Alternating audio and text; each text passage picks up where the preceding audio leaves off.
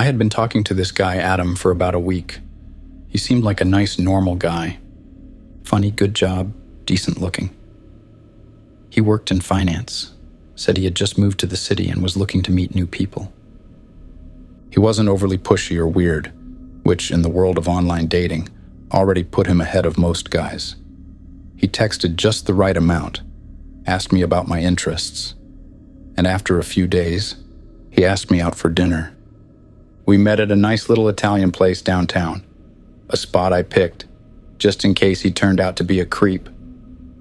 When I look back at it, Adam had a lot of red flags, like how he kept checking his phone during the date. Every few minutes he'd glance at the screen, his expression unreadable. Not like he was expecting a text, more like he was checking something, or how he asked me twice if I lived alone. The first time it was casual. So, do you have roommates or are you on your own? I told him I lived alone. The second time it was different. Wait, so you really live by yourself? No one else around? That felt off and made me feel very uncomfortable. But the biggest red flag came at the end of the night. He insisted on walking me to my car. The restaurant was in a well-lit area, people were still around, and honestly, it felt rude to decline. So I let him. We stepped outside, the cool night air refreshing after the warmth of the restaurant. As we walked toward the parking lot, I noticed something weird. His car was parked right next to mine. I frowned. I had gotten there before him. How did he know which car was mine? I reached into my bag for my keys, suddenly feeling uneasy. That's when I heard a soft thump coming from his car. I stopped walking. Did you hear that? Adam didn't react. Hear what? Then there was another thump, a lot louder this time, coming from the trunk. I looked at Adam. He was smiling. Too casual, too calm. I forced a laugh. Your trunk is haunted or something? He chuckled. Probably something shifting around. My trunk's a mess. Another thump and a muffled noise. It sounded like someone trying to scream through duct tape. I ran to my car so fast. Adam shouted my name, but I didn't look back when I was inside. I sped out of the parking lot before he could reach me. My hands were shaking on the wheel. I should have called the cops, but I also didn't have proof. What was I supposed to say? My date's trunk made a weird noise, so I tried to sleep. Tried to convince myself I was imagining things, until I saw the news the next morning. A woman had been found in the trunk of a car, bound, gagged, and barely alive. The car she was in was registered to Adam. Thankfully, he was arrested that morning. As I processed what I just saw, my stomach started turning and I felt throwing up. The woman had been there the entire time while I was on the date, struggling, screaming, just feet away from me. Just imagine if I had taken another minute to get into my car. If he had convinced me to have one more drink, would I have been the next one? It started like most bad online dating stories do. I had been talking to this guy, Josh, for about a week. He was handsome, well-dressed, outdoorsy. His bio said he was 31, worked in tech, loved hiking and photography. He seemed normal. Maybe a little boring, but normal. We exchanged numbers, talked on the phone. He had a deep, smooth voice that made him seem confident but laid back. We planned a date and I picked for us to go to a casual spot downtown, a spot I had already been to. I got there first and grabbed a table near the window. A few minutes later, Josh walked in. Tall, broad shoulders, dressed like the pictures. But when he turned his head, my stomach dropped. That wasn't Josh, at least not the Josh from the pictures on Bumble. This man was older, mid to late 40s at least. His face was rough, Nothing like the smooth, filtered photos he had sent me. And something about his eyes made my skin crawl. I felt frozen. He saw me, smiled, and walked over. I told myself to leave, to just get up, say it was a mistake, and walk out. But I didn't. He sat down across from me, grinning like nothing was wrong. "You must be so relieved," he said, laughing. I blinked twice and said, "What?" with a slightly higher tone of voice. He leaned back, motioning toward himself. "That I'm actually better looking than my pictures." Jesus, I felt my stomach twist. This man knew exactly what he was doing. I forced a polite smile. "Yeah, so. I didn't realize you were older."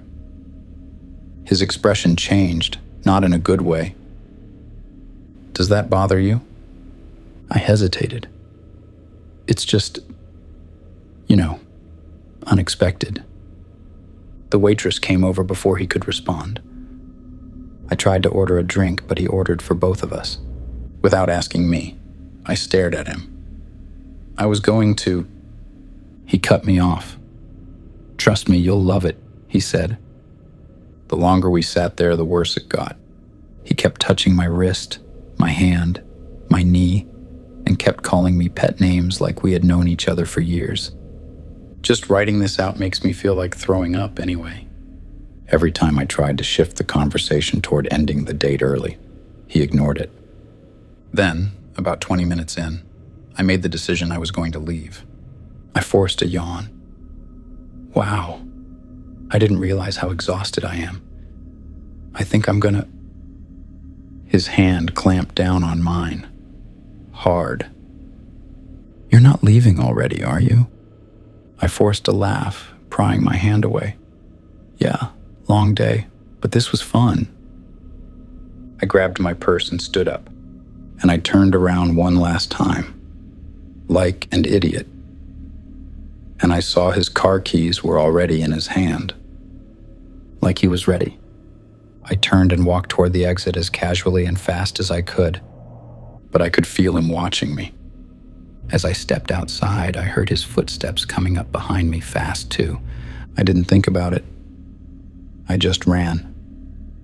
Not toward my car, toward the restaurant next door. I burst through the doors, nearly crashing into a group of people at the bar. One of them, some random guy in a suit, gave me a weird look. "You okay?" I didn't even turn around. "A man is following me. Please just act like you know me." He didn't even hesitate. He put his arm around me and turned to his friends. "Hey, babe. I thought you were staying late."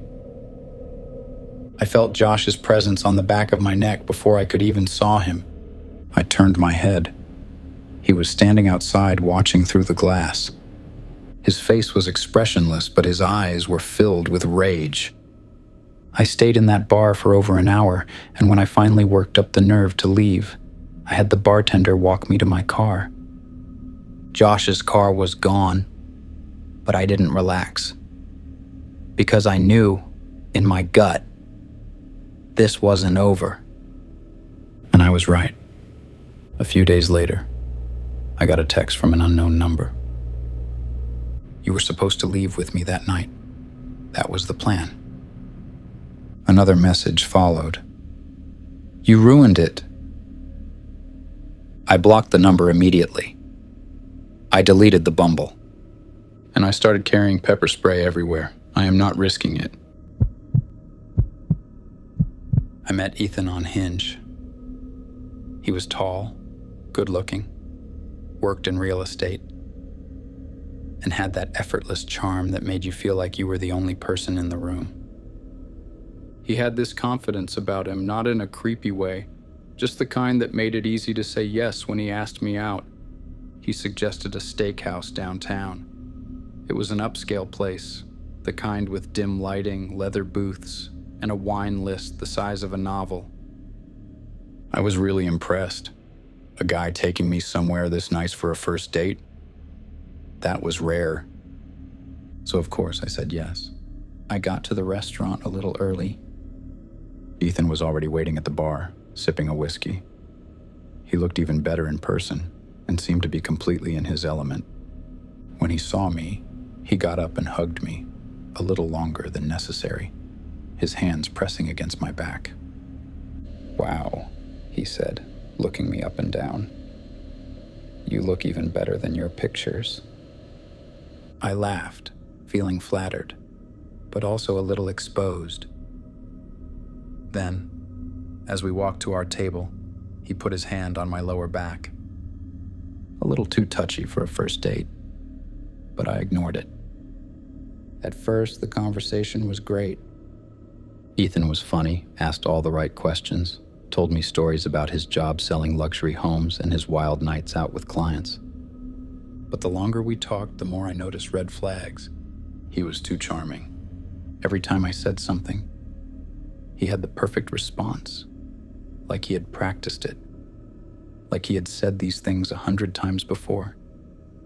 Then he started talking about himself more, and not in a normal get-to-know-me way, more in a way that made it clear that he thought he was the most important person in the room.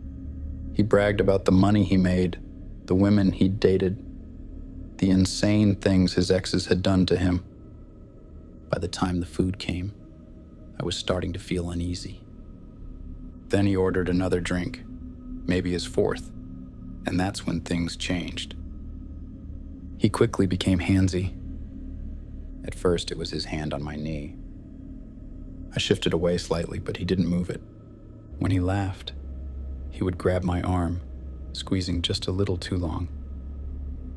Then he started tracing circles on my thigh. I gently pulled his hand away, forcing a smile. "I'm not really big on PDA." He grinned and said, "That's cute," like I was playing a game. By the time the check came, I was done and just wanted to get home. Ethan insisted on walking me to my car. "It's not safe for you to walk alone," he said, and stupidly I let him. When we got to my car, I turned to unlock the door, and as I started to reach for the handle, Ethan pinned me against my car. His hands grabbed my waist, sliding downward. I froze. "Ethan, stop." He laughed, like I was being playful. "Come on," he murmured, leaning in. "I can tell you like me." I pushed at his chest, but he wouldn't budge. His grip tightened. "Don't be shy." Panic set in. This wasn't flirting or misreading signals. This was him deciding he was getting what he wanted, whether I liked it or not. I twisted my body, managing to shove him back a few inches. "I said stop!" His face changed. The charm was gone, and now he just looked annoyed, like I was a problem to solve. He grabbed my wrist so hard I started to feel like my bones were about to be crushed. "Don't act like you don't want this." I managed to yank my arm. If I didn't get away now... "Hey!" A voice cut through the parking lot. Ethan let go so fast it was like I had burned him. We both turned. An older man was standing near the entrance of the restaurant watching us. "You all right?" he called to me. I didn't hesitate. "Yeah, I'm fine. He was just leaving." Ethan glared at me. Then, without another word, he turned and walked away. I sat in my car, shaking, for a full 10 minutes before I could drive home. I blocked his number, deleted the app. Later that night, I got a text from an unknown number. "You should have let me take care of you. Don't be a tease next time." I stared at the screen. My body went cold. I am scared to go on dates and have not used a dating app since.